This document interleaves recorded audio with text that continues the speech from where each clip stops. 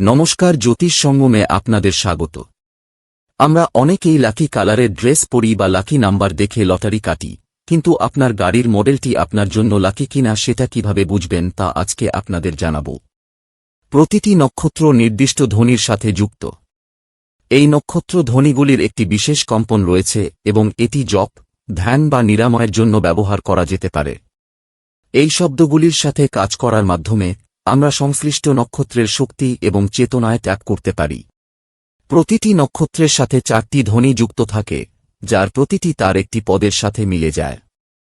মহাবিশ্ব একটি মৌলিক আন্তঃসংযোগ এবং ঐক্য দ্বারা চিহ্নিত, যা মাইক্রোকসমিক এবং ম্যাক্রোকসমিক উভয় স্তরেই বিস্তৃত।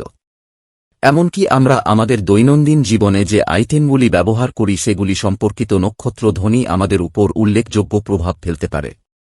যেমন হান্ডা ব্র্যান্ডটি হো শব্দাংশ দিয়ে শুরু হয়, যা পুষ্যা নক্ষত্রের সাথে সংযুক্ত এবং একজন ব্যক্তির জন্ম তালিকায় সেই নির্দিষ্ট নক্ষত্রটিকে সক্রিয় করতে পারে। একইভাবে টেসলা, পালসার উত্তর ফাল্গুনী নক্ষত্রের সাথে যুক্ত। এছাড়াও ইয়ামাহার ক্ষেত্রে জ্যেষ্ঠা, সুজুকির ক্ষেত্রে শতভিসা, বাজাজের ক্ষেত্রে মূলা, মাহিন্দ্রার ক্ষেত্রে মাঘা নক্ষত্র অ্যাক্টিভেট হয়।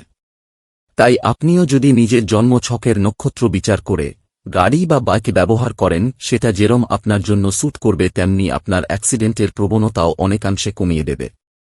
জ্যোতিষ ও নক্ষত্র নিয়ে এমন আরও নতুন নতুন তথ্য পাওয়ার জন্য আমার পেজটি লাইক ও ফলো অবশ্যই করবেন।